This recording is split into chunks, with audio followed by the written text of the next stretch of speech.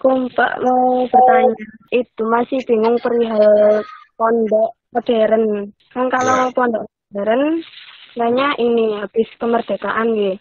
Terus ya. pondoknya saya dulu tuh semi modern, tapi itu masih apa sorogan. Itu kategori modern apa pertengahan gitu Pak? Enggak, istilah modern itu kan ada pembagian ya, ada namanya tipologi. Tipologi itu bisa saja berdirinya awal, misalnya kayak pesantren Gontor. Itu kan berdirinya pesantren tengah, periode ketiga itu. Nah, Hmm. periode kedua atau periode ketiga. Itu mulai awal sudah dilihat modernnya itu dari metodologi, dari cara mengajinya, cara penyampaian pelajaran. Jadi ada yang melihat pesantren dari sisi urutannya, dari segi periodenya, ada melihat pesantren dari sisi metodenya. Walaupun dia itu pesantren tua, awal abad 20, tetapi metodenya sudah menggunakan metode modern, maka ini ditipologikan sebagai pesantren modern. Pesantren modern. Ya, ada juga pesantren yang berdiri baru saja tahun 2000 atau tahun 2000 sekian atau abad 21. Tetapi klasik, pakai sorokan, tidak kelem model sekolahan, tidak ada absen, tidak ada papan tulis, kayak ceramah begitu. Nah, itu walaupun berdiri sekarang ya tetap namanya pesantren tradisional. Nah, gitu. Pesantren salafi namanya. Itu. Jadi bisa dilihat dari dua sisi. Nah, sisi pertama dilihat dari metode pengajarannya, sisi yang kedua dilihat kapan itu berdirinya. Bagi pesantren-pesantren yang berdiri di setelah Indonesia merdeka dikategorikan modern karena berdiri barusan. Gitu. Tapi kalau dilihat dari sisi tipologi pengajarannya, maka dia mungkin saja dia tradisional. Gitu. Tapi yang tradisional kalau sekarang sudah jarang ya. Yang banyak itu campuran antara tradisional dan modern. Sistem sekolah jalan, institusi sekolahnya jalan, tetapi uh, pengajian model tradisional itu tetap jalan, ada sorokan, ada macam-macam. Ngajinya masih pakai makna makna gandul atau makna dengan huruf miring tadi dengan apa namanya makna miring itu tulisan miring itu masih tetap berjalan. Tentu saja ada pengurangan-pengurangan, modernnya juga kurang, model apa namanya tradisionalnya juga kurang. Itulah menjadi pesantren pesantren campuran antara sistem modern dan sistem tradisional. Jadi dilihat dari dua sisi itu. Pak, saya mau bertanya. Enggak. Nah, saya mau bertanya, Pak. Ketika penjajah Barat ini mulai memasuki Indonesia itu, bagaimana metode pengajarannya tokoh-tokoh agama di padepokan atau pesantren, Pak? Apakah mereka mengajar dengan sembunyi-sembunyi atau bagaimana? Kan penjajah sudah mulai masuki itu, Pak. Sebetulnya tidak sembunyi-sembunyi karena umumnya pesantren itu akan di desa yang tidak tersentuh oleh pengawasan pemerintah. Ya, tetap biasa saja jalan. Nah, tetapi nanti perkembangan berikutnya setelah uh, penguasa atau penjajah itu sudah mulai memantau pesantren, dan itu terjadi pada awal abad 20. Di tahun 30-an itu sudah mulai ingin mengatur pesantren itu. Asalnya pesantren itu kan sangat independen. Jadi nggak sembunyi-sembunyi. Nggak sembunyi kenapa? Karena di luar pantauan pemerintah kolonial. Jadi di abad ke-18 itu pantauan itu tidak seintens nanti di awal abad 20. Nah, itu sebabnya.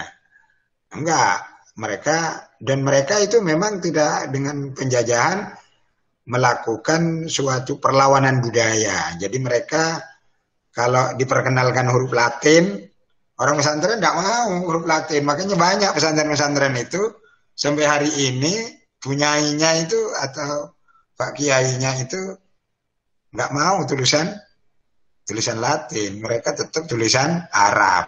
Toh di pondok-pondok itu, mungkin sampai sekarang kalau di yang tradisional tidak tidak biasa nulis Latin itu. Makna di pondok itu kalau maknai itu kan tulisan Arab itu, kan ada yang tulisan Latin kan. Tetapi nanti berikutnya setelah ada yang berinteraksi dengan Belanda atau dengan penjajah, bahkan ada kiai yang sengaja belajar bahasa Belanda, itu terjadi percampuran.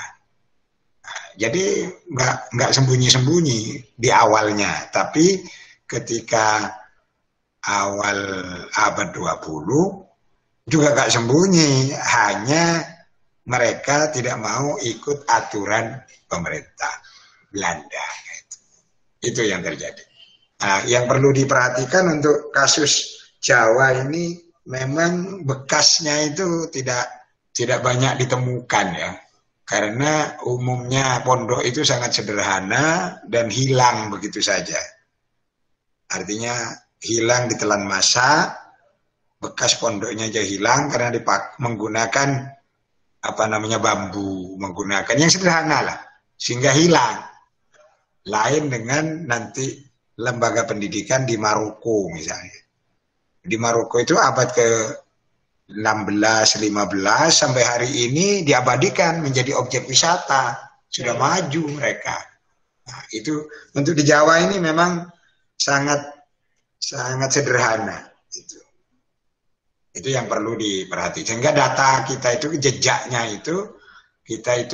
jejaknya adalah jejak minimal.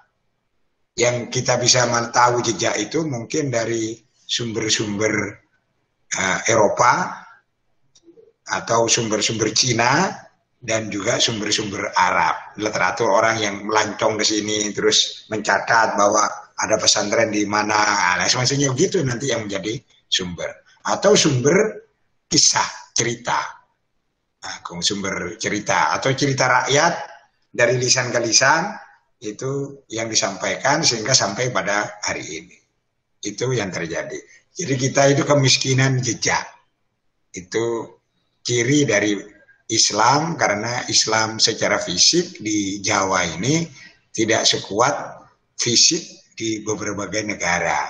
Kalau di Eropa itu, di Andalusia itu jejaknya masih cukup jelas. Padahal itu abad lama. Abad abad ke-8, ke-9 itu masih ada sampai sekarang. Nah, itu. Nah, kalau di fisik itu agak sulit di tanah Jawa karena dulu pembangunan tidak semaju zaman Islam yang berada di kawasan lain. Istilah wali kan awalnya kan untuk diartikan sebagai penguasa ya Pak. Terus kemudian setelah vakumnya pesantren hampir 2 abad itu baru istilah wali berubah menjadi pengertian spiritual gitu ya Pak. Latar belakangnya apa Pak? Mungkin ada sebabnya kenapa diubah ke pengertian spiritual gitu. Pesantren awal itu kan mati ini, tidak bersambung.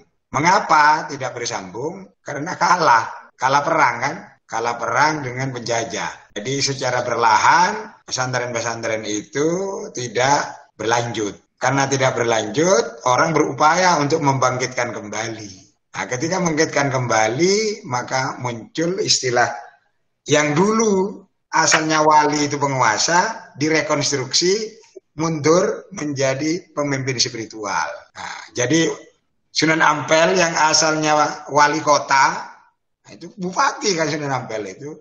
Jadi waliun min auliyaillah, kan begitu sekarang. Itu perkembangan terakhir. Nah, karena kalau diartikan wali kota, padahal dalam sejarah disebutkan Sunan Ampel itu salah seorang bupati Surabaya. Bahkan bupati pertama itu Sunan Ampel itu. Nah, tetapi karena orang supaya kalau ke wali kota ke ini kan orang kurang menghormat kan, akhirnya dirubahlah rekonstruksinya menjadi waliyun min auliyaillah yang harus kuburannya itu dikunjungi, kan gitu. Nah, itu rekonstruksi terakhir itu. Oke. Jadi, ya, direkonstruksi terakhir oleh para sejarawan dengan tujuan apa? Tujuannya untuk islamisasi sebetulnya juga. Sama, untuk islamisasi. Karena mereka juga Rijal kan berjasa kan dalam pengembangan Islam. Dan mereka memang betul diperkirakan juga waliyun min auliyaillah. Tapi dulu kan waliyun min auliyaillahnya tidak menonjol. Yang menonjol itu adalah penguasanya. Terakhir karena kekuasaan sudah lepas dari tangan para pemimpin pesantren, maka berubahlah istilah wali yang asalnya penguasa menjadi wali dalam pengertian spiritual dan pengertian keagamaan. Dan akhirnya pesantren-pesantren yang berdiri di periode kedua itu dipersepsikan sebagai waliyun min auliyaillah, yang tentu di dalam itu adalah ada ajaran tarekat, ada ajaran tasawuf.